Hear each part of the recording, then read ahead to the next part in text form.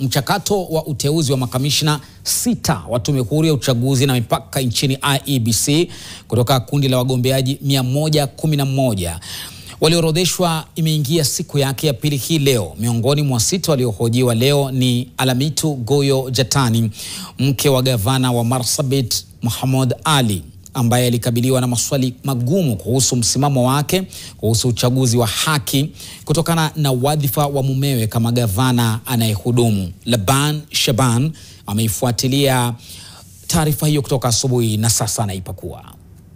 Kiongozi wa Wiper Kalonzo Musyoka ametaka mashauriano kufanyika kabla ya uteuzi wa makamishna wa Tume Huru ya Uchaguzi na Mipaka kuendelea. Haya yanajiri huku jopo la uteuzi wa makamishna na mwenyekiti likiwa tayari limewahoji zaidi ya wawaniaji 20. Katika barua aliyowaandikia Rais William Ruto na aliyekuwa Waziri Mkuu Raila Odinga juma moja lililopita na kupachika mitandaoni mnamo Machi 28, Kalonzo alidokeza ni barua ya dharura. Kinara wa Wiper ameendeleza kauli yake kuwa mkataba wa vyama vya UDA na ODM umefuta hatua zilizopigwa wakati wa mashauriano yaliyozaa mapendekezo ya NADCO. Hii ni hasa katika uundaji wa tume ya uchaguzi.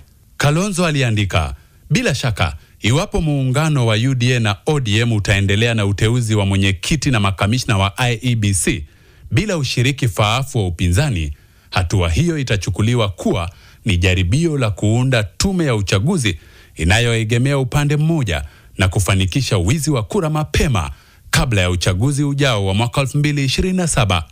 Mwisho wa nukuu. Inatazamiwa Kalonzo asingeandika waraka huu iwapo Odinga asingeingia katika mkataba na serikali ya Kenya Kwanza.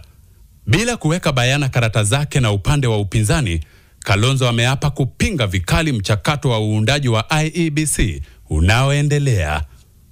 Jopo linaloendelea kupiga msasa wa waniaji wa nyadhifa za IEBC ni zao la mchakato wa mashauriano ya kitaifa ya NADCO iliyozaa sheria ya IEBC ya mwaka 2024.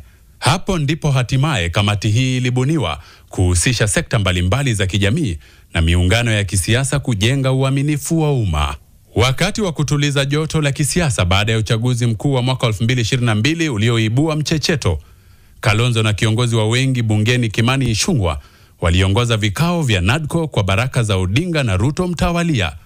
Jopo la IEBC lililoidhinishwa na rais lilikuwa na Adams Oloo na Linda Kiomega-Ki, wawakilishi wa tume ya utumishi wa bunge; Nelson Makanda na Fatuma Saman, wawakilishi wa baraza la dini mbalimbali; Koki Muli, mwakilishi wa wachache bungeni; Evans Misati anawakilisha vyama visivyo bungeni; Nicodemus Bore Kipchirchir kuwakilisha chama cha wawakilishi wengi bungeni; Andrew Tanui Kipkoech kuwakilisha taasisi ya wahasibu wa umma; Caroline Kituku, mwakilishi wa chama cha mawakili.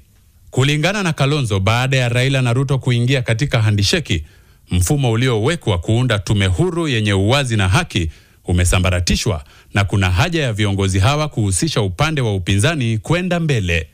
Kalonzo alisema, nina imani kubwa kuwa UDA na ODM ambao wako upande mmoja wanafaa kushauriana na sisi tulio katika upinzani ili kuwa na uhakika tuna mchakato wa usawa na jumuishi. Vinginevyo, kitakachofanyika katika uundaji wa IEBC kitakuwa kwa maslahi ya UDA na ODM.